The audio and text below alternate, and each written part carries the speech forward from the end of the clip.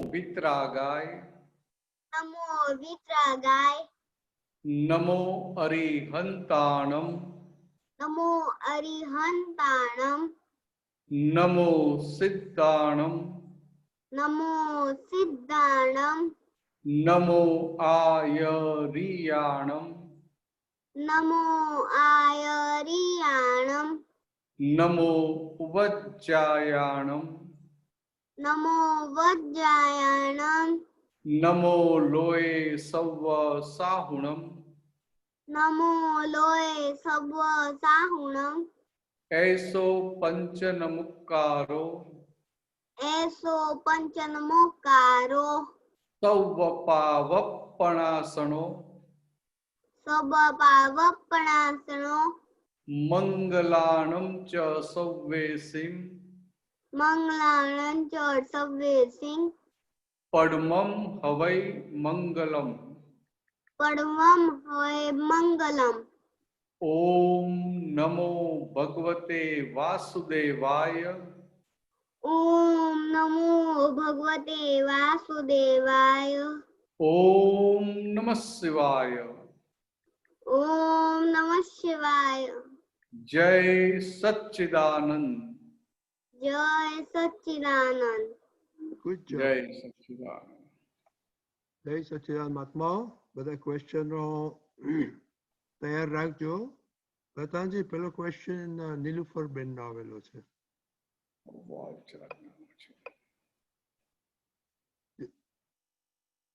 Okay, બોલો Nilu. Hello. Hello. હા, બોલો. સંભળાય છે.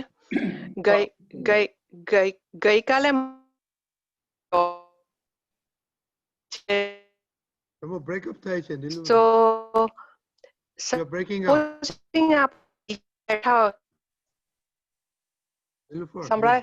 breaking You up. can turn off your video. Or take off your earphone. Hello. Hello. હા. Okay. હવે સંભળાય? Yes. હા, હવે સંભળાય. ઓકે.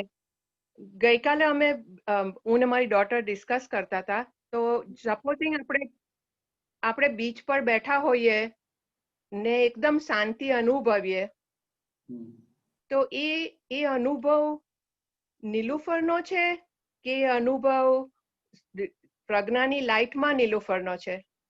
હા, હા. તમે ક્યાં બેઠા હો, તમે કહો છો? દરિયા પર બેઠા હોઈએ આપણે શાંતિથી દરિયા પર બેઠા, બરાબર. ને એકદમ પીસ લાગતી હોય ને એનો જે આનંદ અનુભવીએ. સમજી ગયો, બરાબર છે. એટલે કે આપણે દરિયા પર બેઠા છીએ, દરિયાનું એક કુદરતી વાતાવરણ છે, ઠંડી હવા આવે છે અને એકદમ શાંતિ અનુભવાય છે. તો કે આ આનંદ આત્માનો છે એવું તો પૂછવા માંગો છો ને? હા, એટલે એ આત્માની લાઈટમાં છે. હું એને એવું કહેતી હતી કે એ આત્માની લાઈટમાં આપણે એ આનંદ અનુભવીએ છે. હા, હા. ના, એટલે એ નીલુફર સારો પ્રશ્ન છે, સમજાવું તમને, આખી વાત કરું. આ જે પૂતગલના સુખોનું જે ડિવેલ્યુએશન કરવાનું છે, એ સમજવા માટે આ પ્રશ્ન બહુ સારો કર્યો તમે. દાદા ભગવાન લગભગ 83માં બોરીવલી પાસે, ત્યાં કોરા કેન્દ્ર પાસે મહાત્માને ત્યાં હતા, ત્યાં રોકાયા હતા 2-3 દિવસ. અને પછી સવારના ટાઈમમાં નાસ્તો કરી અને પછી અમે બાલ્કનીમાં બેઠા હતા. બાલ્કની તો નાની જ હતી, 3 ફૂટની. દાદાની ખુરશી મૂકેલી ને અમે 2-3 જણ બેઠા હતા. એટલે પેલો દરિયાનો સરસ પવન આવે, દરિયો દેખાય નહીં પણ ઠંડો પવન આવે એટલે ઘર કરતા બહાર બધાને સારું લાગે. એ જમાનામાં એસી હતા નહીં એટલે બધાના મોઢા પર આમ રોનક દેખાય. પછી દાદાએ ધીરે રહીને વાત મૂકી કે આ પૂતગલના સુખ જેટલા ચાખીએ છે ને તે પૂતગલના બધા સુખનું રીપેમેન્ટ કરવું પડે, રીપે કરવા પડે. પૂતગલના સુખ જેટલા ચાખ્યા એનું રીપે કરવું પડે. એટલે કોઈને વાત તો સમજાય નહીં. પછી દાદાએ ધીરે વાત કરી કે આ ઠંડો પવન આવે છે, બોડીને ઠંડક લાગે, દેહને ઠંડક લાગે એટલે સારું લાગે. હવે આ દેહને સારું લાગે અને એ સુખ પોતે ચાખે, ઓ મને બહુ સારું લાગે, બહુ ઠંડક લાગે, બહાર બેસવા જેવું છે, તે પૂતગલનું સુખ ચાખ્યું કહેવાય. અને આવી રીતે પૂતગલના સુખ ચાખ્યા હોય તો પછી એનું પાછળથી રીપેમેન્ટ કરવાનું આવે. પછી એનો આગળ બીજો દાખલો આપ્યો કે આ ખાવાનું, ગળ્યું ખાવાનું બહુ ભાવતું હોય કે ગળ્યું દબાઈ દબાઈ કરે, ખા ખા કરે, એટલે પછી ઉંમર થાય એટલે દાંત પછી દુખે. એટલે કે ત્યાં આ જે શરૂઆતમાં કે ગળ્યું દબાવ્યું તો હવે દાંત દુખે, પેઢા દુખે, એટલે કે આ રીપેમેન્ટ આવ્યું. તો કે જ્યારે એને સ્વીટ ખાધી ત્યારે પૂતગલનું સુખ ચાખતો હતો કે મને મજા આવે છે, મને સારું લાગે છે, મને ગમે છે, મને ભાવે છે. તો કે ડિલિવરી સ્વીકારી માટે પછી પાછલી ઉંમરમાં એ રીપેમેન્ટ કરવાનું આવે. કોઈ માન આપે, આવો આવો કે કોઈ માન આપે એટલે સારું લાગે એનો વાંધો નથી, 15 એ માન ચાખવાની ટેવ પડી ગઈ એટલે એનું સુખ લે, मान लता मले. जी पार्डन, आज हिंदी का आज सैटरडे है ना, तो हिंदी की बात करने में वो हिंदी में बोलेगा. हारू मैं तो सॉरी मैं भूल गया. हाँ हाँ हिंदी में बात करेंगे. हाँ. इतनी बात मधु भाई आपको तो समझ में आ गई क्या बात? फुल्लर साहब को समझ में, रिपीट नहीं करना पड़ेगा ना हिंदी में. गंगाधरण समझ में आ गया कि हिंदी में रिपीट करना पड़ेगा? आ गया. मैं शॉर्ट में बता दूं,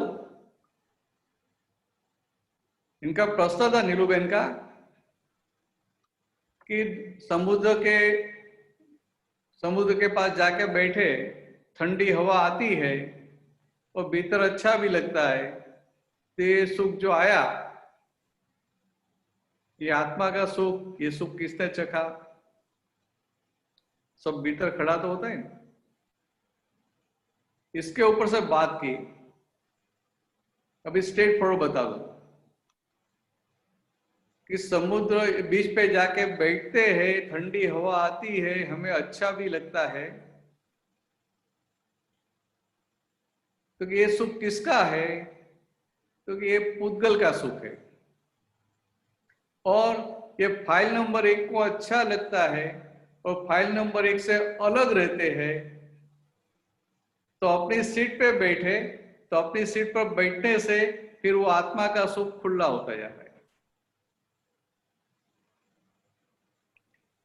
तो इसके प्रश्न आया तो दादा भगवान की एक बात मैंने बताई कि दादा भगवान बॉम्बे में थे, तो बोरीवली एक महात्मा के वहां रहे थे. तो सुबह में ब्रेकफास्ट करके बाहर बालकनी में जाके बैठे और बालकनी में से ठंडी हवा आ रही थी. तो घर में उस समय तो एसी नहीं था, तो घर में तो वो सफोकेशन लगता है ना ह्यूमिडिटी की वजह से. तो बाहर जाके बैठे, सबके फेस पे आनंद दिखाई दिया. तो दादा बुआ ने धीरे से बताया कि पूतगल का सुख हम जितना भी चखते हैं वो सबका बाद में रीपेमेंट करना पड़ेगा. It's like you take loan from the bank, तो आपको रीपेमेंट करना पड़ता है. अभी बात कितनी सुंदर थी.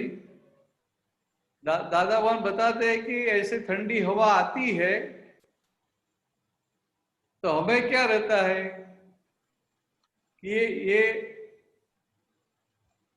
ये मारू न होय,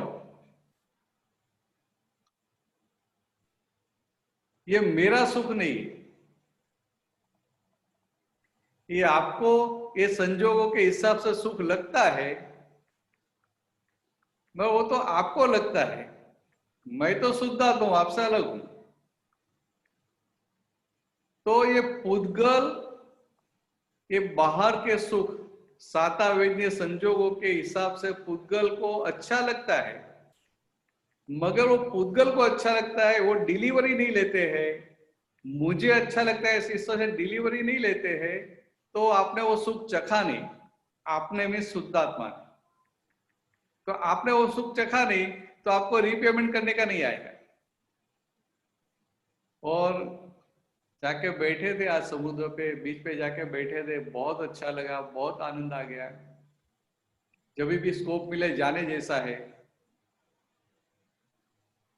तो ये फाइल नंबर 1 को हो रहा है, वो जागृति नहीं रही, तो बाद में कभी भी आपको ये सुख जो चखा उनका रीपेमेंट करना पड़ेगा। तो पुद्गल के जितने भी सुख है, जितने भी सुख आप चखते हैं, वो सबका रीपेमेंट करना पड़ता है। कि दादा की मेन बात इसमें ये थी,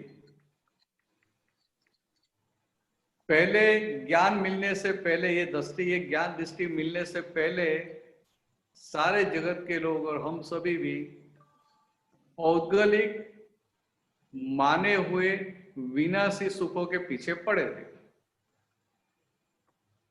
अब ये भान हुआ कि मैं शुद्धात्मा हूं, अपना जो दरअसल सुख है, रियल हैप्पीनेस, ब्लिस, इनका अनुभव हो गया। तो ये अनुभव हुआ तो पक्की श्रद्धा बैठ गई। तो श्रद्धा बैठ गई तो अभी फाइल नंबर 1 को सुख के संजोग आएंगे। अच्छा खाना मिलेगा तो खाएंगे कि नहीं खाएंगे? डेफिनेटली खाएंगे, मगर वो फाइल नंबर 1 सुख लेगी हम शुद्ध आत्मा। तो फाइल नंबर 1 की डिलीवरी, फाइल नंबर 1 की पोस्ट हम स्वीकार नहीं करते हैं, तो ये सुख हमने चखा नहीं। तो क्या हुआ कि वो बीच पे गए, समुद्र की ठंडी हवा आई, अच्छा भी लगा, मगर फाइल नंबर 1 को अच्छा लगा, मैं शुद्धात्मा हूं, तो आपको रीपेमेंट करने का नहीं आएगा। और आपका खुद का जो स्वभाव है, खुद का जो परमानेंट ब्लिस है, वो स्वभाव खुला होता जाएगा। तो खुद के आत्मा के सुख का अनुभव, आत्मा के सुख के अनुभव की ओर आप आगे बढ़ेंगे। नीलूबेन क्लियर हुआ? યસ, એક બીજો પ્રશ્ન છે, પૂછું? હા, પૂછી જ લો, હજી તો શરૂઆત જ છે ને. ઓકે, બીજું એક ડિસ્કશન એ હતું મારી ડોટર સાથે કે આ જે જ્ઞાન મળ્યા પછી જે ઉદાસીનતા વર્તે છે ઘણીવાર, એટલે ઘણીવાર નહીં, મોસ્ટ ઓફ ધ ટાઈમ, પણ આપણે આરતીમાં પાછા ગાઈએ બી છે કે ઉદાસીન વૃત્તિ વહે ને કારણ મોક્ષ સેવે. બરાબર. એટલે આ ઉદાસીનતા એટલે કેવી વસ્તુ છે?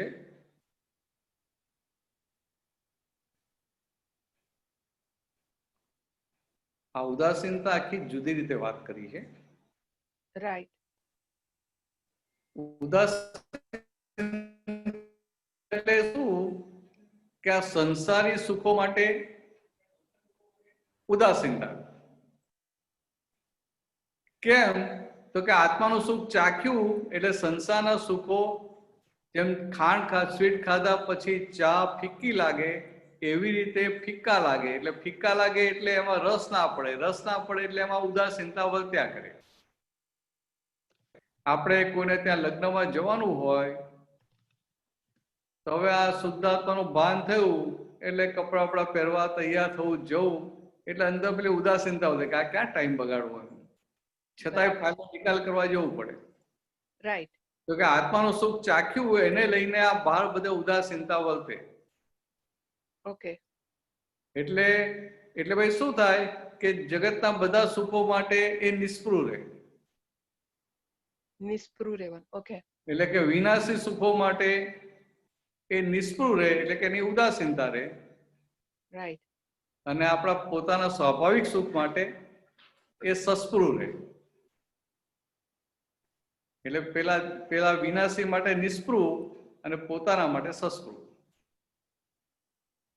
એટલે મારી દાદા ભગવાન શું કહેતા હતા હમ. કે અમે કેવા હઈએ તો અમે સસ્પૃહ નિસ્પૃહ હઈએ.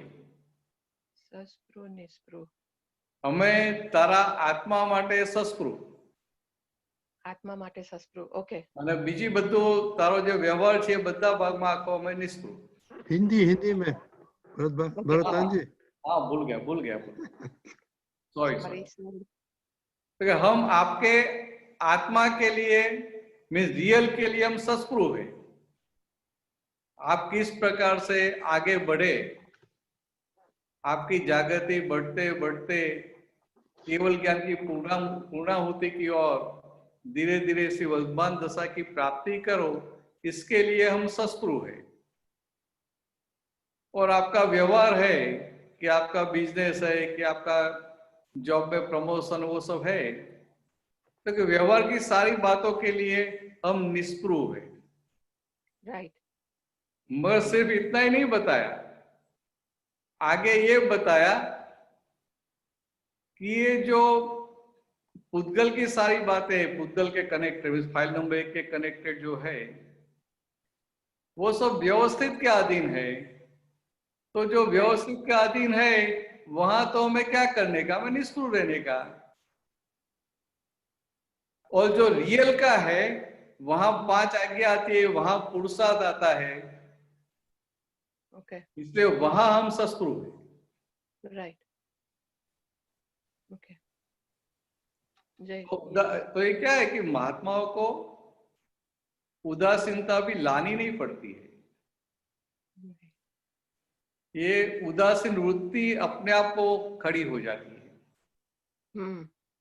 पहले वृत्ति है ना, वो चित्त के साथ कनेक्टेड है, चित्त वृत्ति. तो पहले हमारा जो चित्त था वो सब जगह बिखरा हुआ था, स्कैटर्ड. राइट. तो क्या होता, सब जगह हमको यहां भी सुख लगता था, यहां भी सुख लगता था, यहां भी सुख लगता था, यहां भी सुख लगता था. कुछ अच्छा देखा तो वहां भी सुख लगेगा, कुछ अच्छा खाना मिला तो वहां भी सुख लगेगा, कुछ अच्छा मकान देखा तो वहां भी सुख लगेगा, अच्छी गाड़ी देखी तो वहां भी सुख लगेगा, मान मिला तो वहां भी सुख लगेगा, विषय का है तो वहां भी सुख लगेगा, पैसा मिला तो वहां भी सुख लगेगा. तो ये उनका चित्त वृत्ति सब जगह स्कैटर्ड थी. फिर जब ये दृष्टि प्राप्त हुई और भान हुआ कि मैं शुद्धात्मा हूं, तो क्या हुआ कि उनको टेस्ट आया रियल हैप्पीनेस का. राइट. कि मैं शुद्धात्मा हूं, मैं परमानंद स्वरूप हूं. वो परमानंद का थोड़ा सा टेस्ट आ गया. मगर एक बार शक्कर को चख लिया,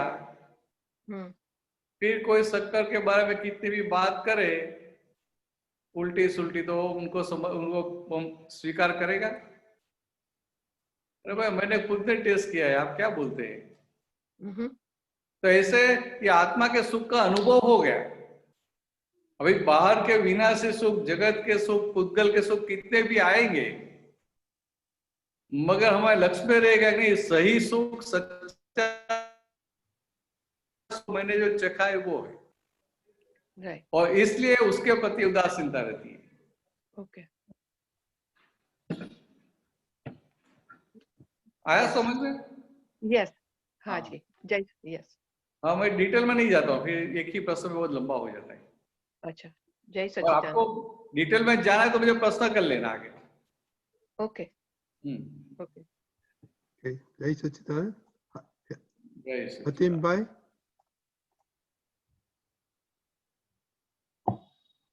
જય સચિદાનંદ. જય સચ્ચિદાનંદ. આજ બપોરે હું જમવા બેઠો હતો હાથીમ, તો દાળમાં નમક ઓછું હતું. તરત બોલાઈ ગયું મારાથી કે દાળમાં નમક ઓછું છે.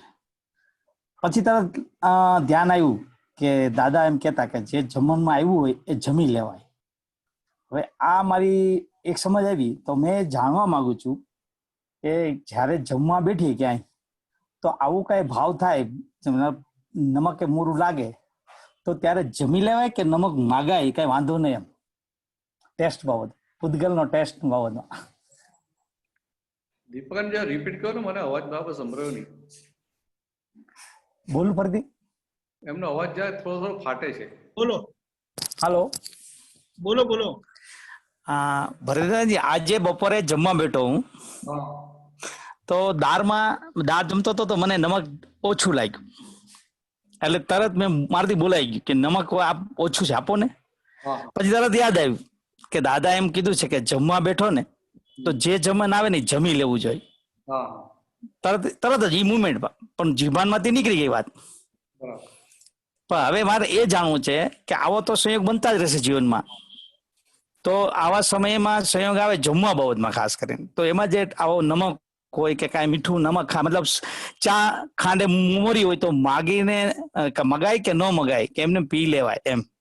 હા બીજી વાર હા બરાબર. पहला हिंदी में थोड़ा क्वेश्चन रिपीट हाँ करना। सॉरी मैं हिंदी में बोलता हूँ, हिंदी में नहीं बोलता नहीं हूँ, नहीं हिंदी में। भरत ओके आनंद ओके बोलो। सॉरी मैं रिपीट कर देता हूँ. हाँ सॉरी समझ गया। मैं हिंदी में प्रश्न बता देता हूँ. हाँ, सॉरी. हाँ। नहीं जवाब दे दो, सीधा जवाब चले गया। अच्छा, ऐसी बात है हाँ कि आपने बताया कि आप खाने के लिए बैठे, नमक ज्यादा है, नमक कम है, तो दिखाई देता कि नमक कम है, तभी मांगने का कि नहीं मांगने का, हाँ एक ज्ञान दृष्टि मिली तो हमें मांगने का कि नहीं मांगने का. सबसे बड़ी बात यह है कि आप शुद्धात्मा है तो आप मांगने वाले भी नहीं है, नहीं मांगने वाले भी नहीं है. समझ में? अभी दूसरी बात, ये जो फाइल नंबर 1 है वो व्यवस्थित के अधीन है, तो आपका मेन पुरुषार्थ कहाँ है कि देखने फाइल का। नंबर 1 मांग रही है या नहीं मांग रही है, वो देखने का है.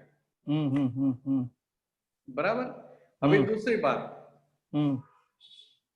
दादा भगवान ने जो बताया कि हीरा ने कड़ी बनाया था, नमक ज्यादा था तो हमने थोड़ा पानी डाल दिया. हाँ हाँ हाँ हाँ तो दादा भगवान का जो एडजस्टमेंट था ने, हाँ वो उनकी खुद की एक दशा थी. अच्छा उनको क्या था कि हीरा बा को दुख नहीं होना चाहिए. यस यस उनको बोलेंगे तो उनको दुख होगा. दूसरा क्या था कि हमें किसी को भी उनकी गलती बतानी है, हमारे नजदीक के कोई है गलती बतानी है, तो कैसी गलती बताने की, जो उनको खुद को नहीं दिखाई दे ऐसी गलती बताने की. वो भी without prejudice, without grudge, without अभिप्राय, या सामान्य भाव से उनको कलता देख के नहीं, हाँ हाँ नॉर्मल बता सकते. बराबर ख्याल में? ये दादा भगवान की दशा थी. पर हमारे लिए ऐसा व्यवहार तो हम लेके आए नहीं है. या तो जो वाणी निकल जाती है कि नमक ज्यादा है, तो ये वाणी जब निकली तो बनाने वाले को कलता देखा, उनको दूषित देखा, वो सब क्या हो गया? अतिक्रमण हो गया. अतिक्रमण हो गया. तो वो अतिक्रमण का प्रतिक्रमण हो जाना चाहिए. ओके तो बनाने वाले को शुद्धात्मा देखते हैं, उनको कलता नहीं देखते, व्यवस्थित करता है, वो तो निमित्त है. इस तरह से वो हो गया तो अतिक्रमण का प्रतिक्रमण हो गया. तो लोग क्या समझते हैं कि हमने ज्ञान लिया है तो हमें बोलने का नहीं. हाँ तो बोलना नहीं बोलना आपके हाथ में ही नहीं है. यस यस यस और आप डिसाइड करें मुझे नहीं बोलना है, मुझे नहीं बोलना, तो आप बोलने वाले हो गए. हाँ तो करता हो गया. एग्जैक्टली. और हमें जो ज्ञान मिला है वो संपूर्ण अकर्ता पद का ज्ञान मिला है. तो हमें जो ज्ञान मिला है, हमें जो दृष्टि मिली है, उसमें हमें रहने का है. और मैं आपको बोलूंगा कि नहीं बोलना है, नहीं बोलने हाँ, का, तो वो नहीं हो सकता है, वो तो कुछ भी बोले, कुछ भी करे, मुझे कुछ बोलने का नहीं. निकल जाएगी. हाँ सही बात, वो तो देखना है उस समय क्या करते हैं. बराबर. समझ में. जय सच्चिदानंद. और दूसरी बात बताऊं कि आपका हेलो, आवाज कट रहा है. नहीं, ये प्रश्न आपका शुभ नाम? हातिम भाई, हातिम। हातिम भाई, हाँ हातिम भाई। ओ हातिम भाई नो प्रश्न। हातिम भाई, अब दूसरी तरह से आपको बताओ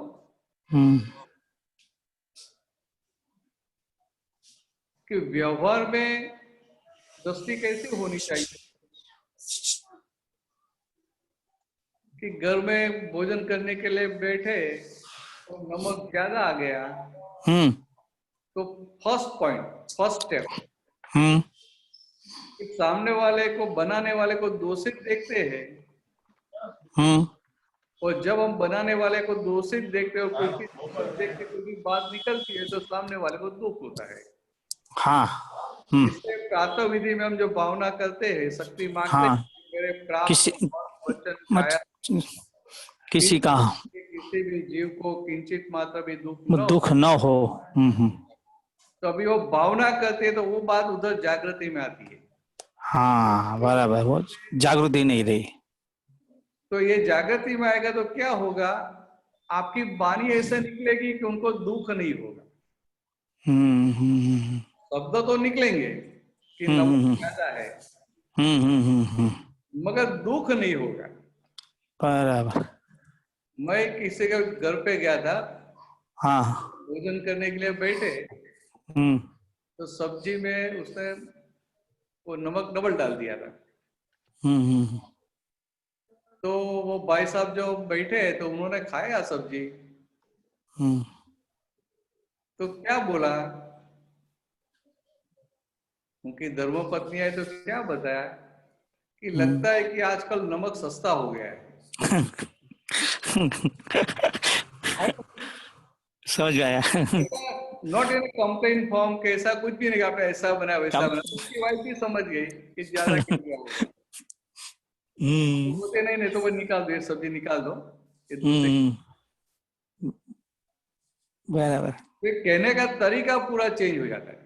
यस यस। हाँ। हम किसी को भी अभिप्राय के साथ, हाँ। या तो वो करने वाला है इस तरह से रहता है और हम उनको बात करते हैं ना, हाँ। तो उनका ईगो हर्ट होता है, हाँ। और हमारी सही बात भी उनको स्वीकार नहीं होती है। तो मेन क्या है, वाणी ऐसी होनी चाहिए कि उनको दोषी नहीं देखेंगे, तो उनका ईगो हर्ट नहीं होगा, और किसी का ईगो हर्ट, सामने वाले का ईगो हर्ट नहीं होगा, तो आपको उस पे जाने के लिए वो ग्रीन सिग्नल दे देगा। यस। तो ऐसे करते करते जगत के सभी जीवों का ग्रीन सिग्नल मिल गया, तो कोई आपको यहाँ रखेगा नहीं, कोई यहाँ नहीं रखेगा, तो मोक्ष में जाना पड़ेगा। बराबर। ऐसा सिंपल है मोक्ष। सही बात है। क्लियर, समझ में आ गया? एकदम सरस, एकदम फर्स्ट क्लास। जय सच्चिदानंद, 100%। जय सच्चिदानंद। सुरेश भाई खरे।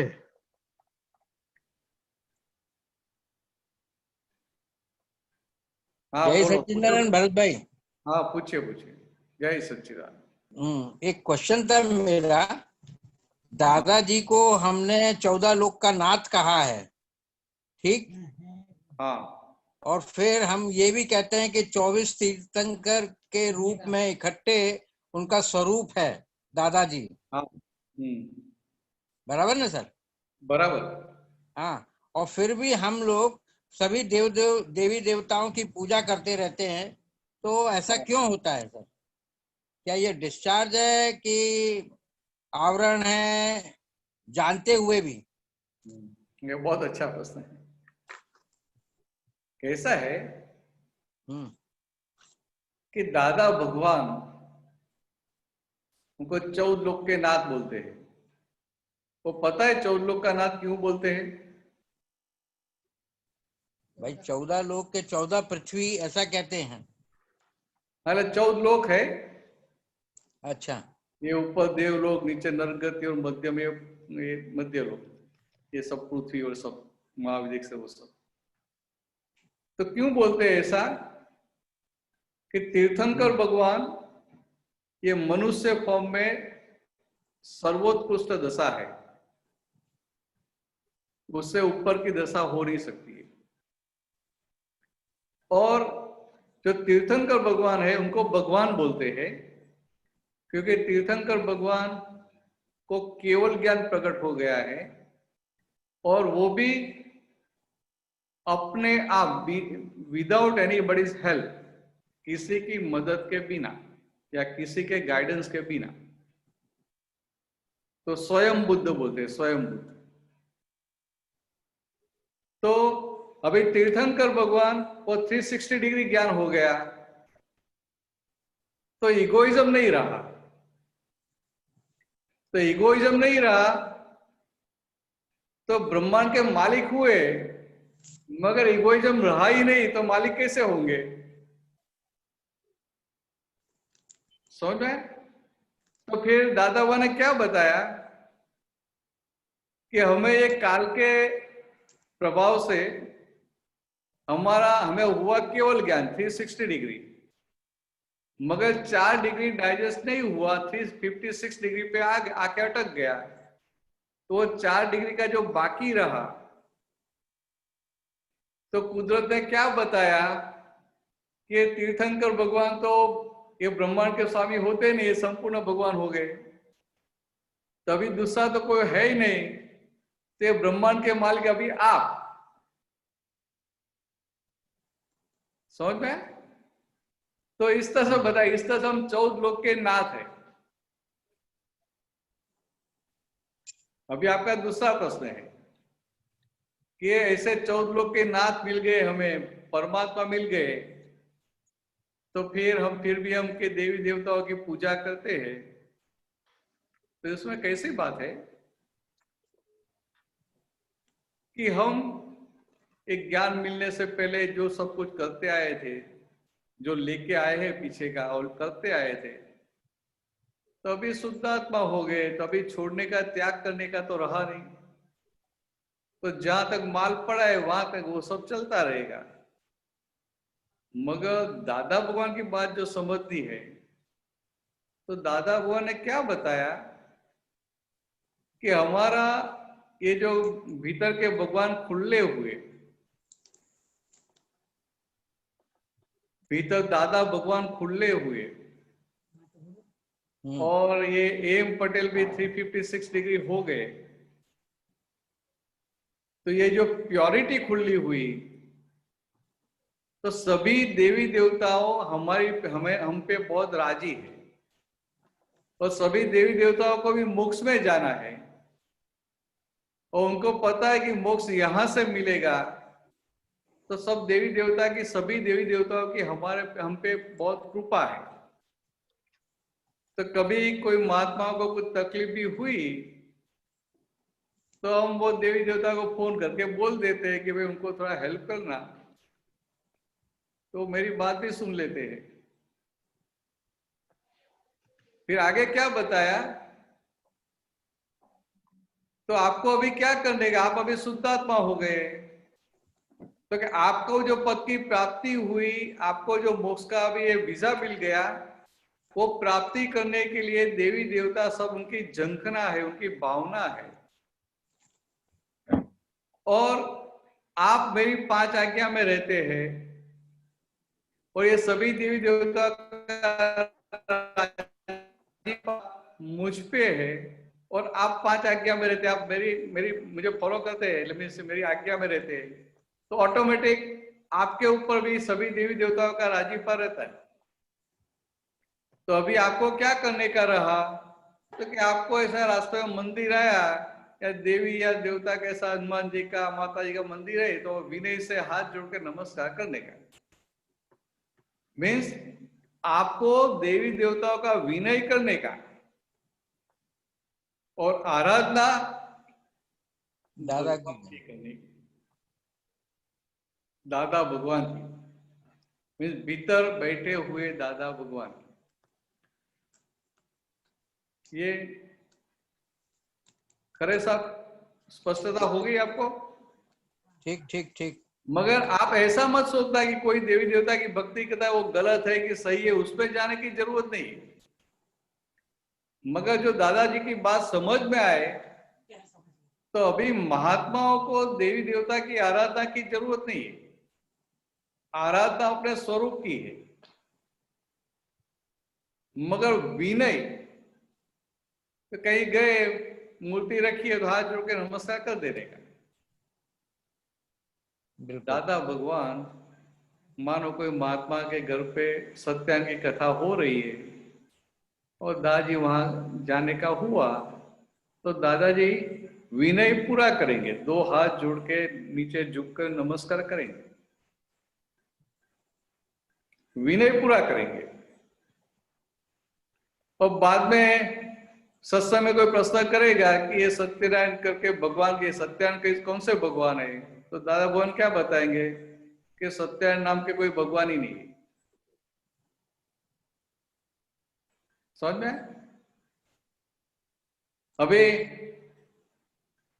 बाहर का कोई आदमी सोचेगा उस दिन तो दादा ने इतना विनय से नमस्कार किया था, तो क्या तो व्यवहार में विनय होना चाहिए, तो विनय रखा था। अभी ये तो एक समझने के लिए कि सत्यानारायण की कथा है तो उसमें कुछ कथा जैसा तो कुछ होगा ही नहीं, सब आएगा, अभी कलावती ने ऐसा किया, उसने ऐसा किया, उसने ऐसा किया, कि प्रसाद का विनय किया, ऐसा हो गया, फिर कृष्ण कथा के प्रसाद का विनय किया, सब वापिस आ गया, ऐसा ही सब आता रहेगा। और ये माता जी है, वो सब है, वो सब प्राकृत देवी हुए, प्राकृत शक्ति। तो प्राकृत शक्ति है तो उनका हम विनय करते हैं तो हमारी प्रकृति सहज होती जाती है। क्या नहीं, ये क्या यहाँ पे अभी थोड़ा प्रश्न थोड़ा मेरा आता है कि ये जो सहज होती है ना प्रकृति, हाँ, तो इसमें मुझे थोड़ा द्वंद्व सा लगता है कि जब हम एक बार सुपरलेटिव डिग्री लेकर के बैठ गए, जैसे पीएचडी कर ली है अपन ने, तो कोई जरूरी नहीं है कि ग्रेजुएशन करने की जरूरत पड़े आपको। ये सब ऐसा नहीं है, आप शुद्धात्मा अच्छा। हो गए, हम्म। बराबर, मगर ये खरे खरे है, ये सुरेश जी है, अभी सहज हुए हैं, नॉर्मल नहीं हुए अभी भी जैसे संजोग आते हैं, संजोग के हिसाब से अप डाउन आता ही रहता है, एलिवेट डिप्रेस होते ही रहते हैं। मगर उसमें वो एडजस्ट होते रहता है, वो एडजस्ट होता रहता है सुरेश भाई। हाँ, तो अभी जब एक बार अपने को ज्ञान मिल गया, इसलिए तो आप और भक्ति इतनी नहीं बड़ी करते, डिग्री मिल गई। मेरा कहने का आप भक्ति नहीं करते, सुरेश भाई भक्ति करते हैं। अच्छा अच्छा। और सुरेश भाई को जागृति में है कि मुझे नॉर्मल होने का, इसलिए मैं माता जी की भक्ति कर रहा हूं। जगत के लोग संसारिक दुखों के लिए भक्ति करते हैं, बराबर बराबर, कि ये लड़की की शादी हो जाए, लड़के की शादी हो जाए, लड़का बिजनेस में सेट हो जाए, ये बीमारी है तो उसमें ठीक हो जाए, ये प्रॉब्लम ना हो, वो प्रॉब्लम ना हो। पर हम समझते हैं मोक्ष जाने के लिए प्राकृतिक देवी है, प्राकृतिक शक्ति है, और उनकी भजना करने से हमारी प्रकृति सहज होगी। तो ये समझ के साथ सुरेश जी भक्ति करते हैं। ठीक ठीक। बहुत बड़ा डिफरेंस है, बाहर से सब सही लगेगा।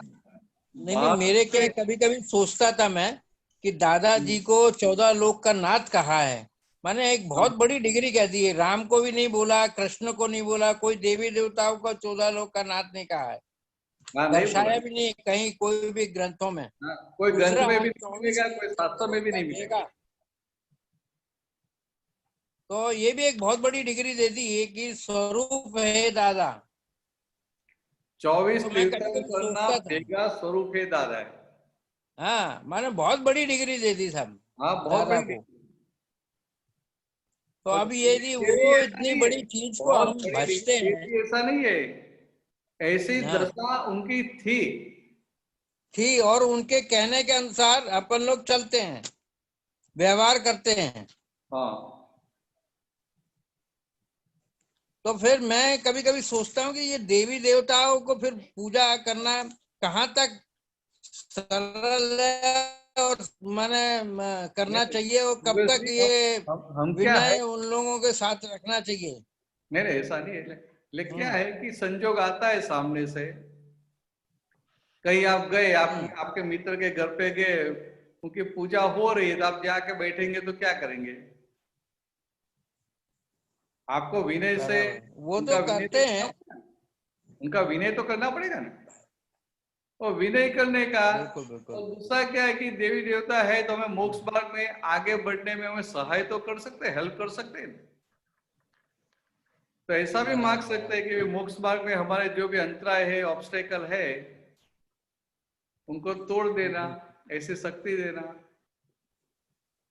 तो पहले हम संसारी सब मांगते थे, वो पूरा मांगने का बदल गया, क्योंकि अभी सूरज जी बदल गए, तो सूरज जी की अभी उनका जो ध्येय है वो भी बदल गया, तो मांगने का भी बदल गया।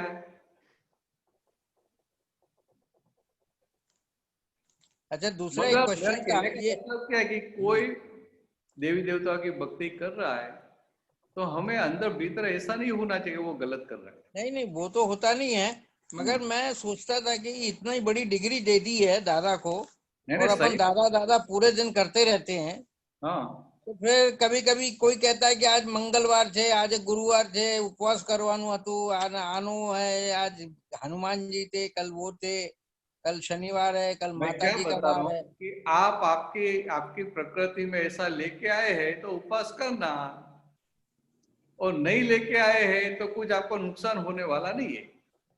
बिल्कुल सही बात। नहीं, नुकसान तो होता ही नहीं है, जब से दादा का ज्ञान लिया है तो नुकसान होता ही नहीं है, हमेशा फायदा ही हाँ, होता रहता है। तो ऐसा लोगों को क्या भय रहता है कि नहीं करेंगे तो ऐसा हो जाएगा,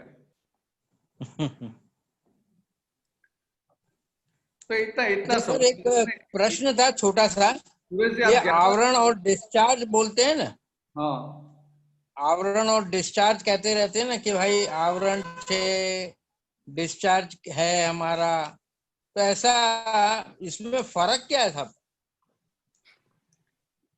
आवरण जो दोनों है में? ने वो दर्शन के ऊपर, ज्ञान के ऊपर आवरण है। हाँ, मानो कोई अच्छा अच्छा, आदमी को ज्ञान के लोभ ऊपर। है, तो ऐसे ही लोभ की बात आएगी तो दूसरी दूसरे समय मान में, विषय में, दूसरी सब जगह में बहुत जागृत होगा। मगर यहाँ वो आवरण अच्छा आ जाता है, दर्शावरण, ज्ञान आवरण, तो इसकी वजह से उनको अच्छा दिखाई अच्छा। नहीं देगा, और गलती होती ही जाएगी, होती ही जाएगी, और बढ़ती भी जाएगी। इसको बोलते हैं आवरण। अच्छा और डिस्चार्ज क्या है अच्छा अच्छा। कि मानो वो लोभ का वो ऐसा भरा हुआ माल लेके आया है, अभी ज्ञान हो गया, आवरण टूट गए हैं, तो जब भी लोभ के संजोग आएंगे भीतर माल फूटेगा, मगर वो जागृत रहेगा कि नहीं ये अभी नहीं, आज तक लोभ, आज तक अभी अज्ञानता में सब हो गया, अभी क्योंकि अभी तो मैं आत्म पक्ष में रहूंगा, प्रज्ञा के पक्ष में रहूंगा, पुद्गल के पक्ष में नहीं जाऊंगा। तो भीतर वो अंतस्करण में वो बुद्धि सब इतना सब बताते हैं भाई ऐसा हो जाएगा, ऐसा ऐसा फायदा होगा, ऐसा फायदा होगा, ऐसा फायदा होगा, तो उनकी बात सुन के उसमें जो ड्रैग हो जाता है वो नहीं होता है। ठीक ठीक ठीक। जय बोलते हैं सच्चिदानंद। डिस्चार्ज, तो डिस्चार्ज होता है, और आवरण और दर्शन पे, ज्ञान पे आवरण, आवरण वाले को दिखाई नहीं देता है, और जिनको अच्छा, दिखाई नहीं देता है उनसे क्या होगा, गलती आपको करते दिखाई रहना। नहीं देता है और आप सीधा चलने लगेंगे तो ठोकर लगेगी, और आवरण हट गया तो दिखाई देगा, दिखाई देगा तो रास्ता खड्डा वाला वो सब आएगा, रास्ता ऐसा आएगा। मगर उनको आवरण हट गया है तो क्या करेगा, वो खड्डे में गिरेगा नहीं, तो रास्ते में खड्डा आता है वो सब डिस्चार्ज है, और आंखें खुली है, वो देख के वो साइड से निकल जाता है, क्योंकि वो आवरण निकल गया।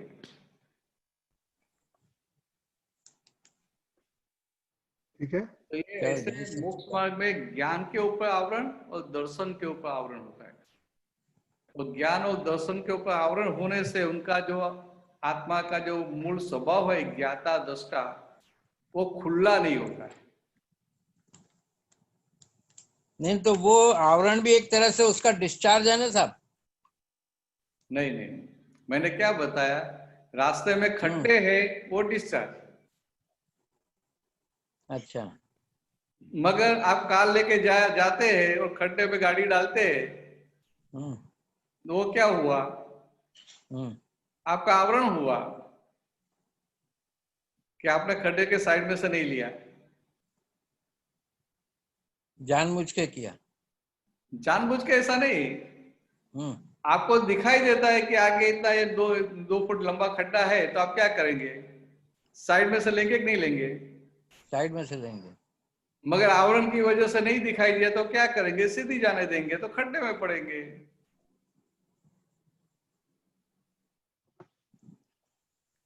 तो जो कंपलसरी भोगने का है वो डिस्चार्ज।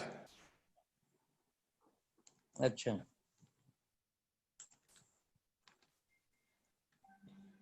चलो आगे पूछो।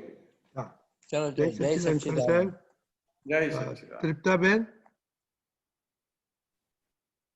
म्यूट। जय सच्चिदानंद स्वामी जी। जय सच्चिदानंद, जय सच्चिदानंद। मेरा प्रश्न ये है कि वो आते हैं ना स्वामी जी के वो डेली कैलेंडर में, तो उसमें मेरे को समझ नहीं आया था कि ये कुछ बोल रहे थे पाशवी के सामने पाशवी नहीं होना, यही मानव धर्म है। पाशवी क्या होता है? पासवता अच्छा, नहीं पशुता। ओ ओके, पशु, पशु के एनिमल। लक्षण, अच्छा, वो तो एनिमल समझ गए। कैरेक्टरिस्टिक। अच्छा, एनिमल इंस्टिंक्ट। अच्छा, तो एक दूसरा और भी है, यह चर्म चक्षु रिलेटिव दिखाते हैं और दिव्य चक्षु रियल दिखाते हैं। हाँ, आप बराबर है, चर्म चक्षु रिलेटिव दिखाते हैं। वो क्या होते हैं? चर्म चक्षु क्या होते हैं? चर्म चक्षु ये आंख, आंख। अच्छा, आंख को चक्षु बोलते हैं ना। अच्छा, मेरे को नहीं पता था। आंख को, आइस को चक्षु बोलते हैं। चक्षु अच्छा जी, नहीं बोलते चक्षुदान करने का, नेत्रदान चक्षुदान। हाँ जी, हाँ जी। तो ये चक्षु और दृष्टि है वो भी चक्षु है। हाँ, तो फिर इसको क्या बताया, ये चर्म चक्षु, ये चमड़े की आंख। हाँ जी, तो गीता में कृष्ण भगवान ने इस तरह से बताया था, हाँ जी। ये चमड़े की आंख से तू देखेगा तो क्या दिखाई देगा, संसार, पुद्गल ही दिखाई देगा, सब पहले सब पुद्गल। रिलेटिव दिखाई देगा। रिलेटिव, हाँ जी। और दिव्य दृष्टि से रियल व्यू पॉइंट से देखेगा तो क्या दिखाई देगा, सब में रियल दिखाई देगा। हाँ जी, तो अर्जुन को ऐसा ही हुआ था ना, अर्जुन को एंड में जब कृष्ण भगवान ने दिव्य चक्षु प्रदान किया, हाँ जी। और वो दिव्य चक्षु चक्षु थोड़े समय के लिए दिया था, हम्म। और दिव्य का उपयोग किया, तो पहले अर्जुन को जो लगता था कि ये सब मेरे भ्राता है, मेरे गुरु है, मेरे पितामह है, मेरे मित्र है,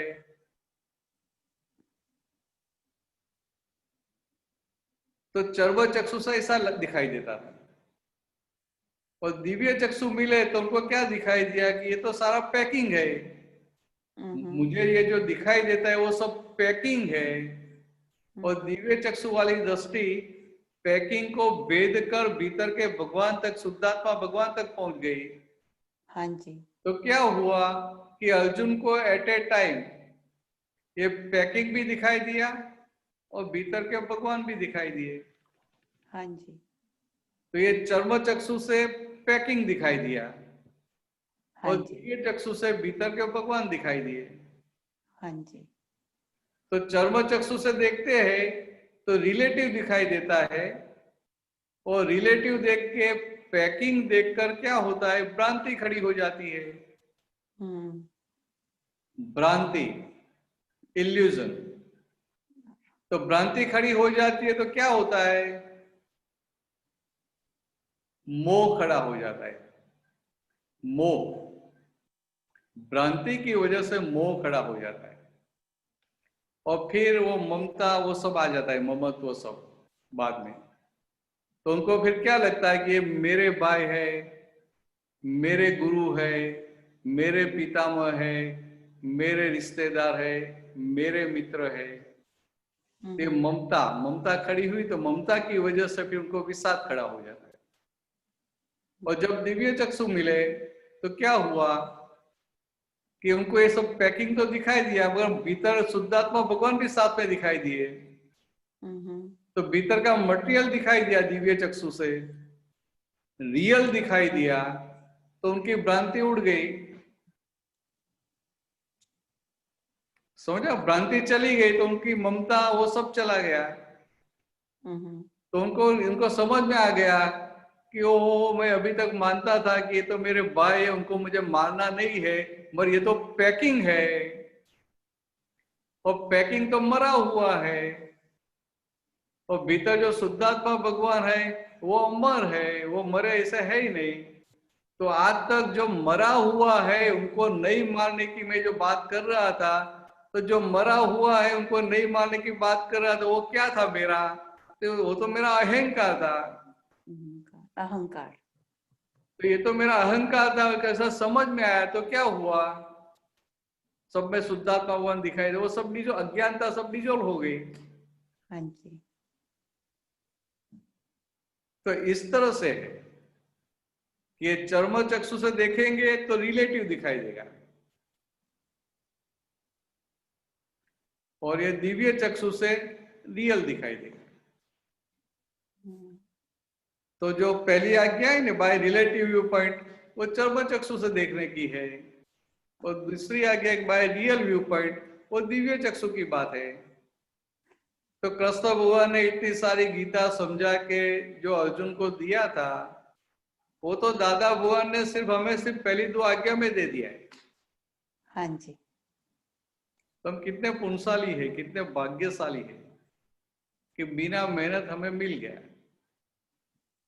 वो ऐसा वे सिंपल सेंटेंस था कि चर्म चक्षु से रिलेटिव दिखाई देता है और दिव्य चक्षु से रियल। रियल मीन्स अविनाशी, कायम का जो है शुद्ध आत्मा, वो आ गया समझ में? हाँ जी। जय सच्चिदानंद। जय जय सच्चिदानंद। सच्चिदानंद।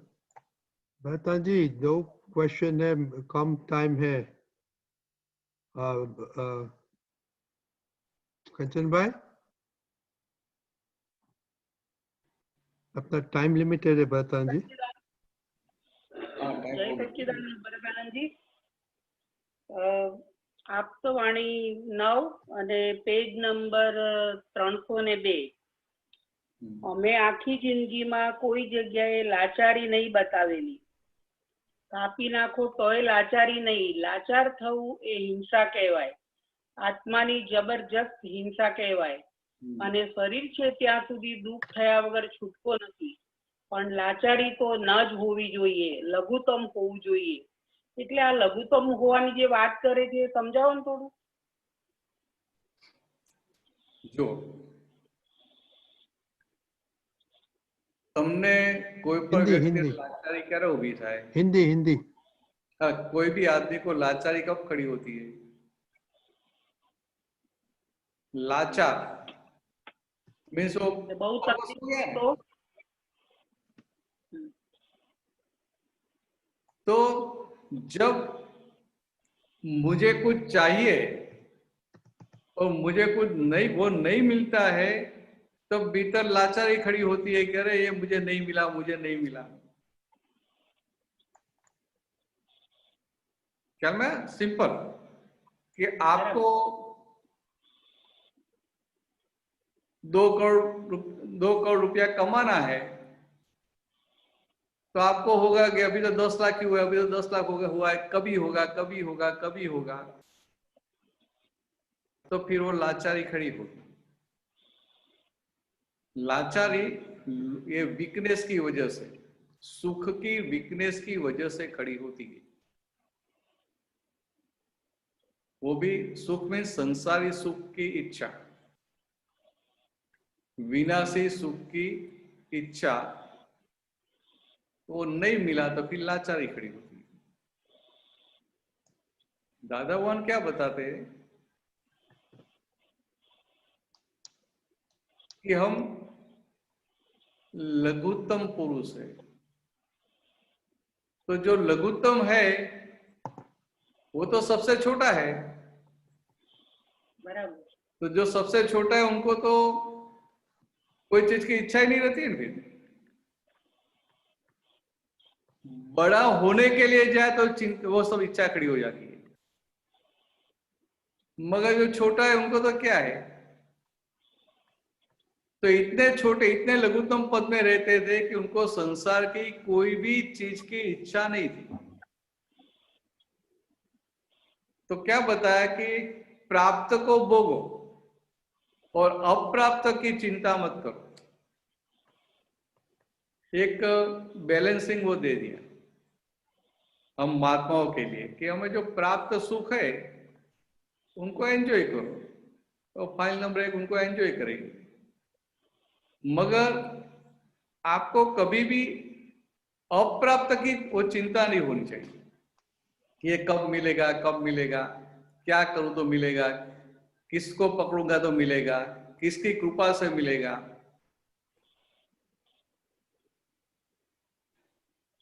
तो ये सब लाचारी होगी। એટલે સંસારની કોઈ બાબતોમાં લાચારી હોવી ના જોઈએ। हाँ, संसार की कोई भी चीज में, फिर वो कुछ भी है, खाने पीने का है या मान संबंधी है, लक्ष्मी संबंधी है, विषय संबंधी है। એટલે કોઈ પણ વીકનેસ। मेन तो क्या है, विषय संबंधी है उसमें लाचारी ज्यादा होती है, फिर लक्ष्मी संबंधी लाचारी खड़ी हो जाती है, मान संबंधी भी मान की भी लालच खड़ी हो जाती है।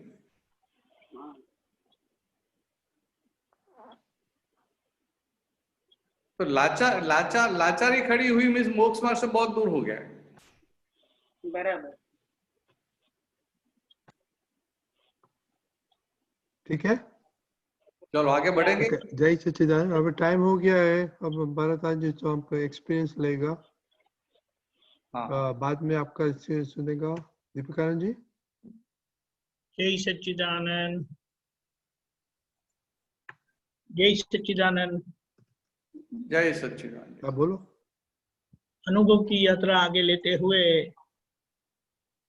इनके परिवार से उनके ससुर जी आई बिलीव आए थे, उनकी सास भी आ गई। अभी ये जो आ रहे हैं वो दोनों का अनुभव वो बंद ही नहीं कर पाते थे, और उनके लिए तो ऐसा लगता था कि वो बोलते ही जाए और अंदर से हमारा उत्साह और भी बढ़ता जाता था। तो आज देखते हैं प्रीति बहन रांका जी क्या बोलते हैं। बताइए प्रीति जी। जय सच्चिदानंद। जय आप सच्चिदानंद। सभी आपदा पुत्र और महात्माओं के मेरे जय सच्चिदानंद। जय सच्चिदानंद। और एक बात ये क्लियर कर रही हूँ कि रविंद्र जी रांका मेरे पापा है। मुझे लगा ही पहले मुझे लगा था। आपने वो बताया ना, ठीक है वेरी गुड। Okay okay. तो गरिमा जी आपकी हाँ भाभी वो जी। थोड़ा, हाँ वो गरिमा भाभी मेरे भाभी है, वो थोड़ा डेट आगे पीछे कर दिए, मैंने नाम चेंज करवाया था। No problem yes. ओके। आज मैं आप सभी से अपना एक्सपीरियंस शेयर करने वाली हूँ। मेरा पहला एक्सपीरियंस ये है कि अपने दादा से जो भी शक्तियाँ मांगते हैं, फिर वो सांसारिक हो या आध्यात्मिक हो, दादा हमेशा अपने को देते ही है। और ये मेरा एक्सपीरियंस है, एक बार नहीं कई बार। पहले मैं अपने आप को बहुत अंडर डेवलप समझती थी, इतना बोलने में पीछे रहती थी, मीन्स अपने आप को इतना कॉन्फिडेंस नहीं समझती थी। पापा को सबको मेरा बहुत टेंशन रहता था कि ये आगे जाके क्या करेगी, पर्सनल लाइफ में भी, फिर कहीं कॉलेज वॉलेज जाए, कहीं फंस ना जाए, कुछ हो ना जाए इसके साथ, ऐसा टेंशन रहता था। तो हमेशा मैं दादा भगवान से शक्तियाँ मांगती थी कि ऐसा ना हो, मैं अपने आप को डेवलप कर सकूं, कहीं पे भी पीछे ना रहूं, फिर वो कोई भी जगह क्यों ना हो। पापा का भी हमेशा फुल सपोर्ट रहता था, वो बैकअप करते रहते थे। तो मेरे को इतनी शक्तियाँ मिली कि अभी लास्ट 5 इयर्स से मैं अपना खुद का बुटीक चलाती हूँ, और यानी कि एकदम सक्सेसफुली चल रहा है। कहीं कोई प्रॉब्लम या ऑब्स्टेकल्स नहीं आती, और आती भी है तो वो अपने दादा से शक्तियाँ मांगते तो तुरंत मिल जाती है। यानी कि मीन्स ऐसे पर्सनल पूरा बहुत ड्रास्टिक चेंज आया है, ऐसा मेरे को भी लगता है, और कितने लोग जो मेरे नियर टच में हैं उनको भी लगता है कि इसमें बहुत चेंज आया है। और ये सिर्फ मैंने दादा से शक्तियाँ मांगने के बाद ही आया है, उसके अलावा मैंने और कुछ भी नहीं किया। यानी कि और सेकंड ये है कि ऐसे मेरे लाइफ में 2 बार ऐसा हुआ कि जिसमें मैं बहुत ज्यादा कंफ्यूज थी कि मेरे को क्या करना चाहिए। डिसीजन मेरे को ही लेना है, कोई और सपोर्ट नहीं कर सकता। क्या करना है वो भी मेरे को ही डिसाइड करना था। तभी भी मैंने दादा उनको प्रीति जी एक मिनट प्रीति जी 1 मिनट, आप है ना अपना वीडियो बंद कर दीजिए ना, हाँ, आपकी आवाज कटती है थोड़ी। ओके, वीडियो ठीक है, मैं यहाँ से बंद करता हूँ, नहीं तो आप फिर चालू करिएगा। Okay now. हाँ, हो गया। हाँ ओके, जहाँ से स्टॉप किया वैसे ही कंटिन्यू करो। हाँ, राइट। ओके, मेरा सेकेंड एक्सपीरियंस ये था कि लाइफ में मेरे साथ 2 बार ऐसा हुआ कि जिसमें मैं बहुत ज़्यादा कंफ्यूज थी कि मेरे को डिसीजन लेना है, और वो पूरी लाइफ को लेकर डिसीजन लेना है।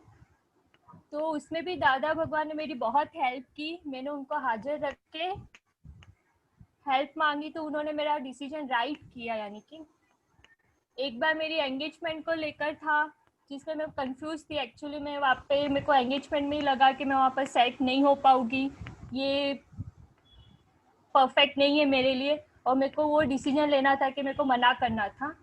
और हम लोग जैन मारवाड़ी बैकग्राउंड में से, तो एंगेजमेंट टूटना यानी कि बहुत बड़ी बात कहते हैं। तो यानी कि डिसीजन लेना सब कुछ सोच के लेना पड़ता था। फिर भी मैंने तुरंत मीन्स लिया, दादा भगवान को हाजिर करके मैं क्या करूं, लूं कि ना लूं, ऐसे करके। तो फिर उन्होंने यानी कि मेरे को डायरेक्शन दिया, और वो मैंने फिर फॉलो किया। और बाद में रियलाइज हुआ कि जो किया वो बहुत ज़्यादा अच्छा किया, वरना मेरी पूरी लाइफ मीन्स क्या पता क्या होती। वैसे मेरे को बहुत अच्छे यानी कि एक्सपीरियंस हुए दादा भगवान के। अभी मेरी पूरी लाइफ यानी कि एकदम चेंज है। यानी कि अभी जो मेरी शादी होके भी 2.5 ईयर हो गए, जो यानी कि वो डिसीजन मैंने जो पहले लिया था वो काफ़ी यानी कि मेरे को इससे अभी रियलाइज होता है कि अच्छा हुआ। और सेकंड डिसीजन जब मैंने किससे शादी करनी है वो लिया, वो भी यानी कि एकदम सक्सेसफुल गया। और इसमें मेरे पापा का, दादा भगवान का, सबका बहुत ज़्यादा सपोर्ट रहा। पापा ने भी कभी मेरे को यानी कि बहुत बैकअप किया, वो हमेशा पुशअप करते थे। ये बुटीक खोलने के लिए भी उन्होंने मेरे को एनकरेज किया कि भाई ये करो, अपने को लाइफ में कैपेबल होने का। भले सब कुछ अच्छा है, फैमिली सबकी अच्छी है, लेकिन फिर भी खुद को इंडिपेंडेंट रहना है। और हमारे में जॉब इतना अलाउ नहीं करते, तो यानी कि उनका हमेशा यही कहना रहता था कि आप कुछ ऐसा काम करो कि आप फ्री रह के घर पे रह के काम कर सको, एंड कभी ना करना चाहो तो भी ना करो। तो इसके लिए भी पापा का बहुत ज़्यादा सपोर्ट रहा, एंड उनका आशीर्वाद, दादा भगवान का आशीर्वाद से बहुत अच्छा डेवलप हो गया, एंड अभी सब सेट हो गया है। ये मेरे पर्सनल एक्सपीरियंस है। एंड बस मैं ये 2 ही कहना चाहती हूँ कि अपने दादा भगवान से जो भी शक्तियाँ मांगते हैं वो अपने को हमेशा हाजिर होके देते ही है, फिर वो सांसारिक हो या आध्यात्मिक हो। आध्यात्मिक में भी हमेशा मैं शादी के पहले तो एवरी थर्सडे को पार्श्वनाथ हॉल में सत्संग अटेंड करती थी पापा मम्मी के साथ। तो उसमें भी अभी काफी ऐसे इतना सत्संग सुना हुआ है कि अभी मेरे को बहुत सी बातें याद आती है। अभी जो लाइफ में कभी भी कुछ भी प्रॉब्लम होती है, कोई कुछ कहता है, बुरा लगता है, तो तुरंत कुछ ना कुछ उसके सामने याद आ जाता है, सत्संग का कुछ भी। और बाहर भले ना दिखे लेकिन मन में समाधान हो जाता है। दीपिका जी, बहुत बढ़िया। आपने ये जो पहले तो आपके माता पिता का तो कुछ बोल नहीं सकते, उनसे तो आपको बहुत कुछ मिला है। बहुत कुछ वो मिला। आपके लिए डरते थे कि इनका क्या होगा, लेकिन आपने दादा भगवान को पकड़ के रखा। और ये जो आपने बताया है ना कि अगर कोई सांसारिक कठिनाइयां है या अध्यात्म में कोई परिस्थिति है, तो दादा से ये दोनों परिस्थिति का समाधान मिल जाता है। ये बहुत बड़ी बात है। वरना निश्चय की बात करते हैं और व्यवहार का हम कुछ नहीं कर सकते। और दादा ने ये जो सब साधन दिए हैं, वो सब साधन व्यवहार का समाधान लाता है।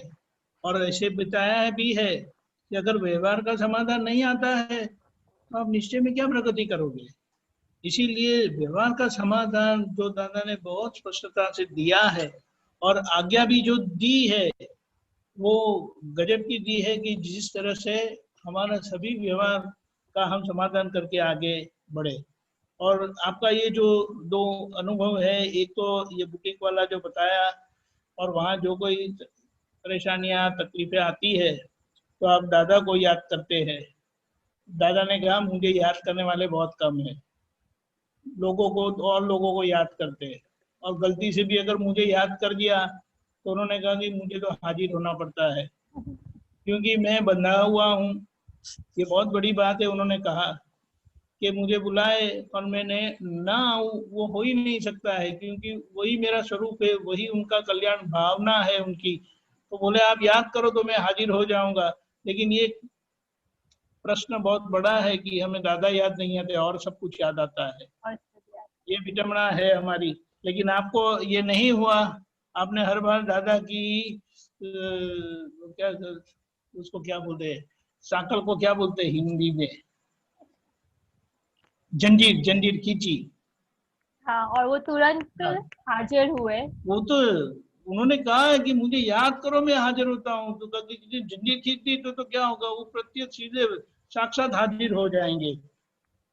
और आपकी ये जो जीवन की परिस्थिति में आपको जो निर्णय लेना था उसके लिए जो दादा भगवान को याद किया और दादा भगवान ने आपको गाइड किया, डायरेक्ट किया, ये बहुत बड़ी बात है।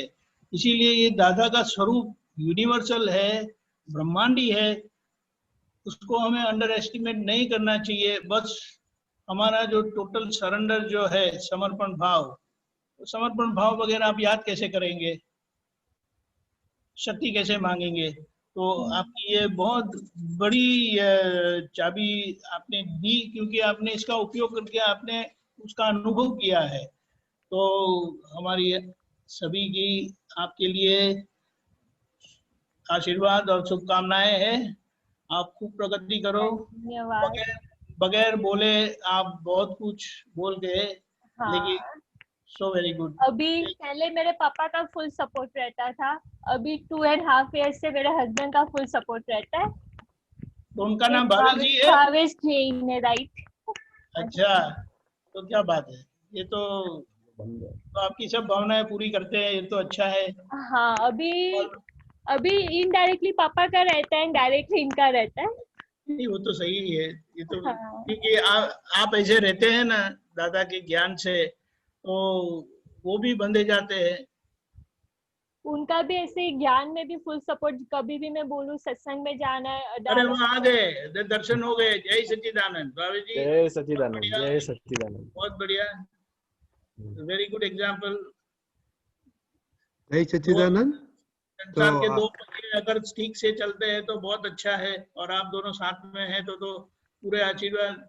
और सभी महात्मा भी आप तो सब आशीर्वाद देते हैं, शुभकामनाएं। जय सच्चिदानंद। जय सच्चिदानंद। जय सच्चिदानंद प्रीति में बहुत अच्छा एक्सपीरियंस और आपका श्रद्धा दादा ऊपर है तो बहुत बढ़िया है। आपको तो अभी बहुत जाने का है तो दादा आपको आपका मंजिल पे लेके जाएगा। सही बात है, धन्यवाद। अभी आप भरतान जी का एक्सपीरियंस होने के बाद में आप ठहरिए तो बाद में त्रिमंत्र उसके साथ बोलना का। हाँ भरतान जी। ओके, हाँ हाँ हाँ ठीक है। तो साथ में कौन है? भाभी जी के साथ में कौन है? ये मेरे पापा जी हैं, मम्मी जी हैं और क्या मेरी बात है? सिस्टर। आपका नाम, श्री का नाम, शुभ नाम? कनकराज जी बोलो नाम। कनकराज जैन है। कनकराज कनकराज। कनकराज जैन। ओके। और मम्मी जी का नाम? गुणवंती ये रे। अरे वाह, जय सच्चिदानंद। गुणवंती जैन। समझ गया। और कौन थे पांचवें? ये मेरी बेबी है खुशबू। अरे वाह, जय सच्चिदानंद, बहुत बढ़िया। भरतानंद जी का अनुभव सुनकर हम त्रिमंत्र साथ बोलेंगे बाद में। हाँ हाँ। नमो वित्रागाय, नमो वित्रागाय, नमो अरिहंताणम, नमो अरिहंताणम, नमो सिद्धाणम, नमो सिद्धाणम, नमो आयरियाणम, नमो आयर्याणम, नमो उवज्जायाणम, नमो वज्रायाणम, नमो लोये सव्व साहुणम, नमो लोये सव्व साहुणम, ऐसो पंचनमुक्कारो, ऐसो पंचनमुक्कारो, सव्व पावप्पणासनो, सव्व पावपनाशनो, मंगलाणं च सव्वेसिं, मंगलाणं च सव्वेसिं, पद्मं हवै मंगलम्। पद्मं हवै मंगलम्। ओम नमो भगवते वासुदेवाय, ओम नमो भगवते वासुदेवाय, ओम नमः शिवाय, ओम नमः शिवाय। जय सच्चिदानंद, जय सच्चिदानंद, जय सच्चिदानंद। जय सच्चिदानंद।